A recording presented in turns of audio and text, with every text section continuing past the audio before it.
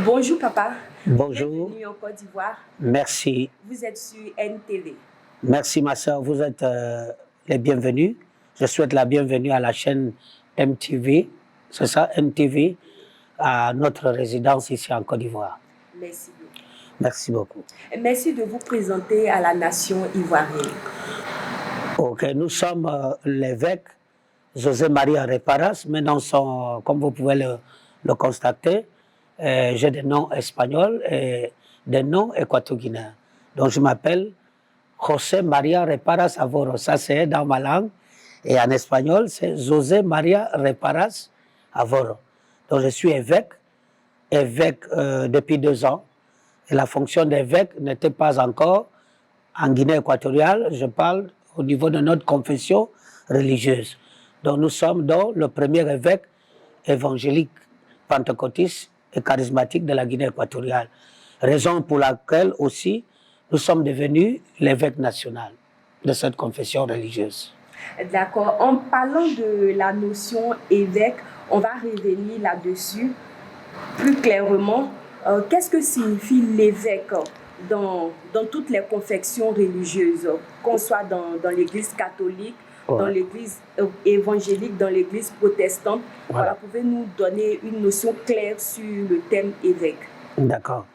Le mot évêque vient du grec episkopo, qui a la notion de surveillant, superviseur.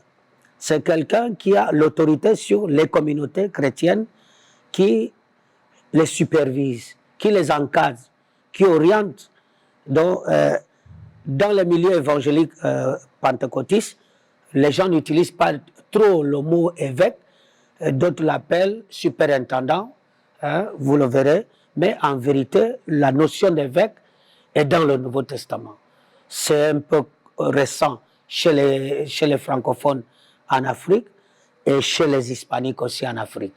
Mais, si vous lisez par exemple ce que j'ai sous mes yeux, 1 Timothée chapitre 3, on parle de la notion d'évêque.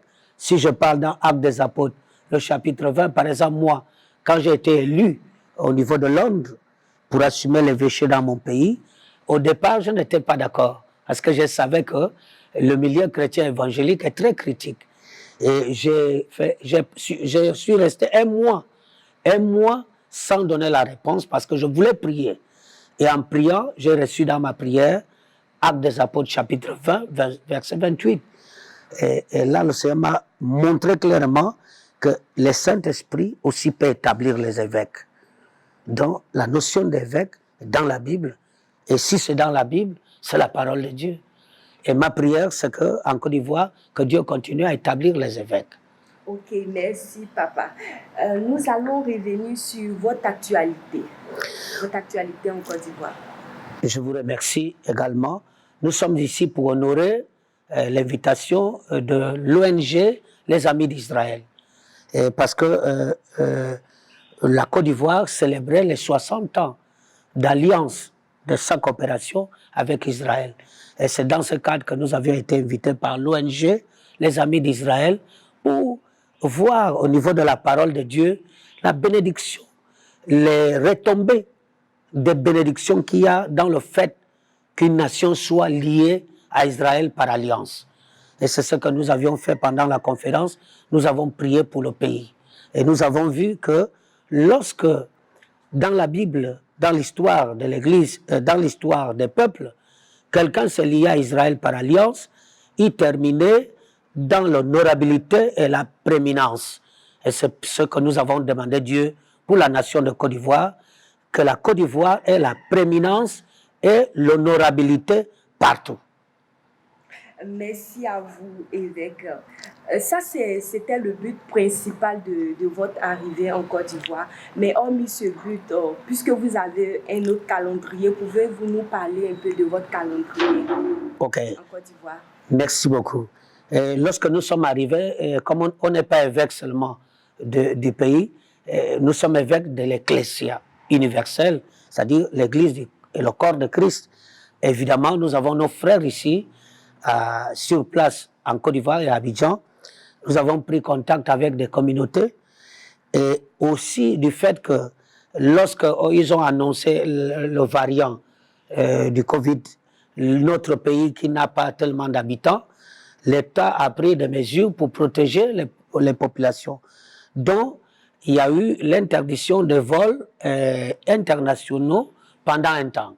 Et cela a fait que notre séjour est prolongé. Ils ont annoncé qu'ils vont ouvrir en janvier. Nous le croyons qu'ils vont ouvrir en janvier. Et voilà pourquoi nous sommes ici, dans cette résidence. Et à partir de cela, avec les contacts que nous avions avec les églises, nous allons organiser d'ici le 22 décembre une conférence à l'hôtel Belle-Côte. Et ce sera une conférence qui va parler de l'alliance, de la vision et de les provisions. Nous allons traiter ces trois sujets. Et pour cette occasion, nous invitons tous les porteurs de projets, nous invitons les hommes d'affaires, nous invitons des hommes d'élite, des intellectuels. Parce que une chose est d'avoir un projet, une chose d'avoir la bénédiction. Il y a des gens qui ont des compétences, mais qui échouent parce qu'ils n'ont pas la bénédiction. Et vous voyez que Joseph n'avait rien, il était esclave en Égypte, mais tout ce qu'il touchait était béni. Donc la bénédiction est capitale. Vous le verrez aussi dans la vie de, comment on l'appelle, Jacob, qui arrive chez Laban, et il est écrit dans Genèse 30, il dit que le peu que tu avais avant mon arrivée, c'est accru.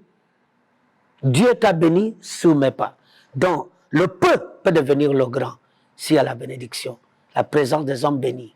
Merci Alléluia. pour cette précision. Alléluia. On peut résumer pour dire que Alléluia. cette conférence attend presque tout le monde, même si ce n'est pas uniquement la communauté chrétienne, tout le monde est appelé, peut se présenter à cette conférence. Bien sûr, la population est invitée.